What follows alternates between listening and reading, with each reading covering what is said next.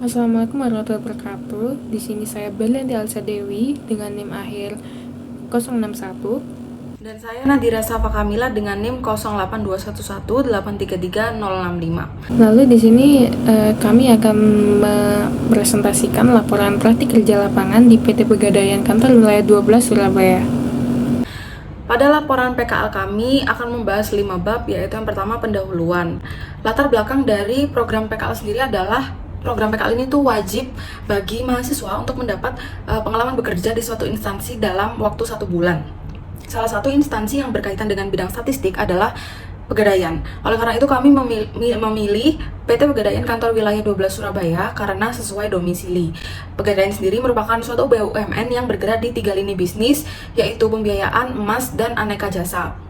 Di mana akhirnya ini dapat nantinya membantu perekonomian Indonesia dan membantu masyarakat, terutama yang golongan menengah ke bawah. Oleh karena itu, PT Pegadaian ini membutuhkan banyak analisis data untuk memaksimalkan keuntungan mereka dan membuat strategi-strategi demi memberhasilkan tujuan usaha mereka.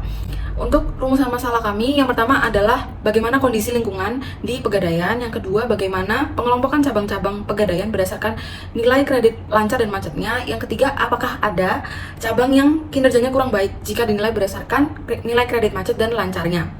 Oleh karena itu, tujuan PKL kami secara umum adalah dapat menerapkan teori yang telah diperoleh di perkuliahan ke dalam dunia nyata, lalu membiasakan diri terhadap lingkungan kerja dan mendapatkan pengalaman baru di dunia kerja agar dapat membangun etos kerja yang baik.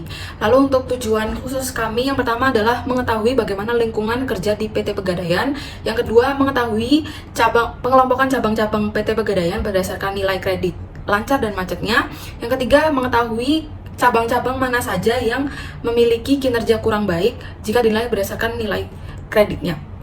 Untuk bab 2 adalah gambaran instansi. Visi dari PT Pegadaian sendiri adalah menjadi the most valuable financial company di Indonesia sebagai agen inklusi keuangan pilihan utama bagi masyarakat. Lalu misinya yang pertama ada memberi manfaat dan keuntungan optimal bagi stakeholder dengan mengembangkan bisnis intinya, yang kedua memperluas jangkauan layanan UMKM dengan mensupport dana, lalu yang ketiga memberi service excellence dengan fokus nasabah.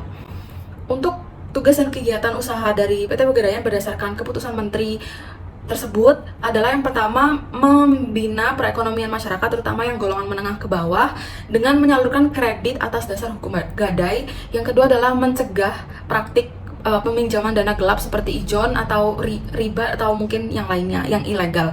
Lalu kegiatan usaha PT Pegadaian sendiri ada penghimpunan dana baik itu dari bank, pihak lain, obligasi maupun modal sendiri. Yang kedua ada penggunaan dana untuk uang kas dan dana liquid, lalu pembelian inventaris, terus pendanaan kegiatan operasional, menginvestasikan dana yang tidak terpakai, dan menyalurkan dana dalam bentuk pembiayaan atas dasar hukum gadai. 50% dana Pegadaian itu berada di penyaluran dana ini karena itu merupakan pemasukan utama mereka. Lalu untuk struktur organisasinya yang paling atas tentunya ada pemimpin, lalu di bawahnya ada deputi operasional, lalu ada legal officer, dan ada 5 departemen. Yang pertama ada salah satunya adalah departemen logistik dengan 3 bidang, dan salah satu bidangnya adalah humas dan protokoler di mana kami ditempatkan. Lalu untuk produk dari PT Pegadaian sendiri kurang lebih ada 17, salah satunya adalah seperti KCA, yaitu kredit yang atas dasar hukum gadai dengan jaminan tuh barang yang bergerak. Lalu ada seperti Krista untuk kelompok IRT yang ingin membangun usaha, lalu ada seperti Arum yang jaminannya itu cuma BPKB dan emas sehingga kendaraannya itu masih tetap bisa digunakan, seperti itu. Ada yang untuk renovasi juga. Lalu untuk bab 3 pelaksanaan PKL kami, waktu dan tempatnya adalah dilaksanakan secara luring mulai dari tanggal 19 Juni sampai 28 Juli 2023 mengikuti jam PT Pegadaian, yaitu setiap hari Senin sampai Jumat jam 8 sampai setengah 5 dengan jam istirahat 1 jam yaitu dari jam 12 sampai jam 1. Alamat dari PT Pegadaian sendiri itu ada di Jalan Dinoyo nomor 79 Keputaran Kecamatan Tegalsari, Surabaya. Dan bagian kami ada di Humas dan Protokoler. Seragamnya itu ada hitam putih untuk hari Senin Selasa, batik Rabu, dan bebas untuk hari Kamis dan Jumat.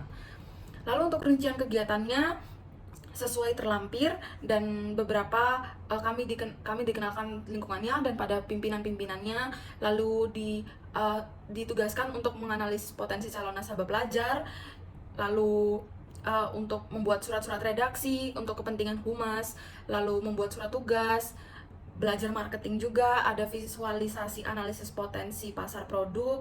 Untuk slide selanjutnya juga ada visualisasi analisis LTV, membuat dashboard, keluhan, dan lain-lain. Dan ini hasil pekerjaan kami ada di bagian lampiran. Untuk lingkungan kerja sendiri, karena kami ditempatkan di bagian humas dan protokoler, ada 6 kewajiban utama, yaitu yang pertama merencanakan dan mengevaluasi kegiatan perhumasan dan protokoler, lalu mengkoordinasikan dan menyusun rencana anggaran untuk bagian humas, sehingga ini terpakai sekali ilmu statistikanya di sini, lalu menyusun KPI dan target setting, mengembangkan infrastruktur penunjang operasional di kantor wilayahnya ataupun di cabang sesuai kebutuhan, lalu memiliki dan menjaga hubungan baik dengan media setempat seperti koran, majalah, dan lain-lain, lalu mendampingi dan menjamu tamu-tamu yang datang ke kantor wilayah. Lalu untuk topik pembahasan selanjutnya ada bab 4, yaitu hasil PKL.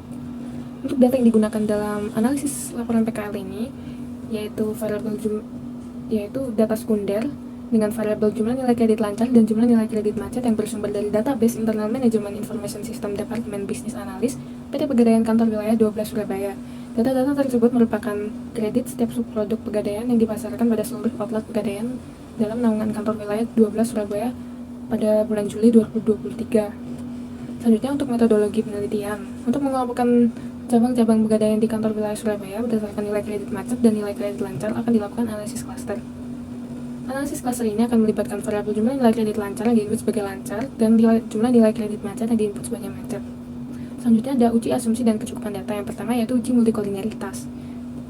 Multikolineritas sendiri adalah kondisi di mana ada hubungan kuat antara dua atau lebih variabel independen dalam model regresi. Untuk hasil ujinya dapat dilihat variabel lancar memiliki nilai FIV sebesar 1 dan variabel macet memiliki nilai FIV sebesar 1.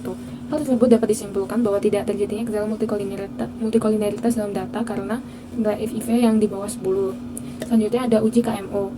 Uji KMO atau biasa disingkat dengan Kaiser-Meyer-Olkin digunakan dalam analisis faktor untuk mengukur kecocokan antara variabel yang diamati dan faktor yang diajukan. Berdasarkan hasil analisis didapatkan nilai p-value sebesar 0,5. Hal tersebut dapat disimpulkan bahwa sampel ini dapat dianggap mewakili populasi atau bersifat representatif. Maka akan dilanjutkan ke analisis tahap berikutnya, yaitu deteksi outlier. Deteksi outlier dilakukan karena analisis cluster sensitif terhadap variabel yang tidak relevan menurut Mayang Sari 2022. Pada output yang dihasilkan, box plot variabel lancar diketahui bahwa tidak ada outlier, sementara pada output box plot variabel macet dapat diketahui ada 4 data yang outlier, yaitu data ke 756, 986, 768, dan ke 842. Tetapi data outlier tersebut tidak akan dihapus dan akan tetap digunakan dalam analisis penilaian inti karena dengan pertimbangan data tersebut cukup penting dan juga dapat mewakili populasinya. Selanjutnya langkah-langkah analisis cluster dengan hierarki metode Cummins. Berikut adalah langkah-langkah SPSS yang digunakan. Lalu untuk hasilnya dapat dilihat dari output final partition. Dapat diketahui bahwa jumlah cluster 1 sebanyak 634 cabang, cluster 2 sebanyak 9 cabang, dan cluster 3 sebanyak 356 cabang. Kemudian berdasarkan output cluster centroid dapat dilihat juga cluster pertama merupakan cluster dengan nilai kredit lancar normal dan nilai kredit macet yang normal. Lalu untuk cluster kedua merupakan cluster dengan nilai kredit lancar normal dan kredit macet yang tinggi. Sementara untuk cluster 3 merupakan cluster yang nilai kredit lancarnya tinggi dan nilai kredit macetnya normal. Dengan demikian, berdasarkan hasil analisis tersebut, dapat ditarik kesimpulan bahwa cabang-cabang Pegadaian tergolong di dalam cluster 2 perlu menjadi cabang yang diperhatikan karena kredit macetnya yang sangat tinggi. Lalu untuk selanjutnya, berdasarkan output distance between cluster centroid dapat dilihat bahwa nilai jarak antara cluster yang relatif besar mengindikasikan bahwa terdapat heterogenitas yang tinggi antar cluster. Artinya, penggunaan metode analisis ini sudah tergolong akurat membagi data berdasarkan hasil nilai kredit lancar dan nilai kredit macet. Lalu selanjutnya untuk hasil analisis dengan hasil cabang dengan nilai kredit yang kurang baik. Dari gambar di samping dapat dilihat bahwa area pamekasan menjadi area nomor 1 paling sering muncul dalam klaster 2, yang merupakan klaster dengan nilai kredit kurang baik, diikuti oleh area Surabaya 1. Oleh karena itu, dapat dilakukan evaluasi pada area tersebut untuk mengatur strategi baru dalam pengelolaan kreditnya. Hal itu juga berlaku untuk produk gadai syariah sebagai subproduk nomor 1 yang paling sering muncul dalam klaster 2, diikuti oleh subproduknya gadai KCA. Selanjutnya ada hasil cabang dengan nilai kredit normal. Cabang-cabang pada gambar di samping merupakan cabang yang butuh pemantauan namun tidak perlu dievaluasi mendalam karena kinerjanya terbukti sudah memenuhi standar. Cabang tersebut juga dapat menerapkan strategi yang digunakan oleh cabang klaster 3 agar bisa mengalami peningkatan kualitas nilai kreditnya. Berikut ada 356 subproduk yang dari berbagai cabang naungan PT Pegadaian Kanwil 12 Surabaya yang memiliki kinerja dan nilai kredit sangat baik sehingga dijadikan panutan oleh cabang-cabang lainnya. Tentunya cabang-cabang pada gambar di samping juga tetap butuh dipantau agar tidak mengalami penurunan kualitas, namun untuk sejauh ini cabang tersebut sudah memberikan hasil yang memuaskan untuk PT Pegadaian. Selanjutnya langkah-langkah untuk pembuktian klaster optimum. Berikut adalah langkah-langkah untuk software SPSS-nya. Lalu untuk selanjutnya ada hasil pembuktian klaster optimum. Berikut adalah output dari pengelompokan 2 klaster dan 3 klaster. Kenapa hanya sampai 3 klaster? Karena dari pihak PT Pegadaian Kanwil 12 Surabaya menginginkan kinerja cabang-cabang mereka menjadi 3 klaster agar pengelompokannya mudah dipahami dan kinerjanya juga dapat dievaluasi dengan gampang. Dari output SPSS berikut ini akan dilanjutkan untuk mencari nilai KL dan KG. KL dan KG digunakan untuk mencari nilai R-square, ICD rate, dan pseudo F-nya. Berikut adalah rumus-rumusnya. Lalu selanjutnya untuk hasil nilai R-square, ICD rate, dan pseudo F-nya. Dari hasil perhitungan tabel di atas dapat dilihat bahwa pengelompokan 3 klaster memiliki nilai R-square sebesar 9,5 yang lebih tinggi dibandingkan pengelompokan 2 klaster sebesar 8,3. Pengelompokan 2 klaster memiliki nilai ICD rate sebesar 1,6 yang lebih rendah dibandingkan pengelompokan 3 klaster yang memiliki nilai 4,7. Dan yang terakhir untuk pengelompokan 3 klaster memiliki nilai pseudo F-nya yang lebih besar sebesar 3,5 yang menandakan lebih tinggi dibandingkan pengelompokan 2 klaster sebesar 1,6. Dari hasil tersebut, maka dapat disimpulkan bahwa pengelompokan 3 klaster merupakan jumlah klaster yang paling optimum karena memiliki nilai R-square dan pseudo F-nya yang lebih tinggi. Hal tersebut juga telah dibuktikan dengan menggunakan metode cluster non-hierarki. Lalu untuk kesimpulan yang didapat dengan analisis cluster Cummins dapat didapatkan pengelompokan untuk cabang-cabang pegadaian berdasarkan variabel-variabel tersebut. Parameter untuk menentukan apakah sebuah cabang memiliki kinerja yang kurang baik adalah dengan nilai kredit macet yang tinggi dan nilai kredit lancar normal atau di sekitar rata-rata cabang lainnya. Hasilnya, dengan menggunakan jumlah klaster sebanyak 3, didapatkan 9 subproduk dengan berbagai cabang dengan kinerja yang kurang baik. Hal tersebut juga dibuktikan melalui pengujian klaster optimum yang telah dilakukan dengan cara mengukur nilai R-square, ICD rate, dan pseudo F-nya. Untuk saran yang dapat dilakukan setelah didapatkan cabang-cabang yang kinerja kurang baik, dapat dilakukan analisis faktor untuk mengetahui faktor mana saja yang menyebabkan nilai kredit macet tinggi dan nilai kredit lancar yang rendah. Untuk penelitian berikutnya dapat dilakukan pengujian untuk metode clustering yang lain. Hal tersebut untuk membandingkan dengan metode cluster Cummins dan pengujian cluster optimum tadi, serta dapat melakukan analisis lanjutan dengan membandingkan data bulan selanjutnya untuk mengetahui apakah subproduk yang dipasarkan di cabang tersebut memang selalu memiliki kinerja yang buruk atau tidak. Berikut adalah lampiran dari hasil pekerjaan kami selama PKL, dan ini digunakan untuk bidang humas dan juga beberapa digunakan untuk departemen bisnis dan analis untuk pembuatan strategi-strategi seperti itu.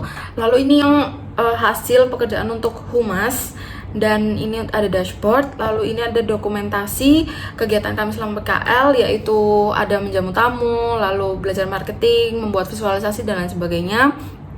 Lalu ini ada dokumentasi bersama karyawan dan pimpinan di PT Pegadaian Kantor Wilayah 12 Surabaya. Sekian dari kami untuk presentasi PKL kali ini. Atas perhatiannya kami ucapkan terima kasih banyak. Wassalamualaikum warahmatullahi wabarakatuh.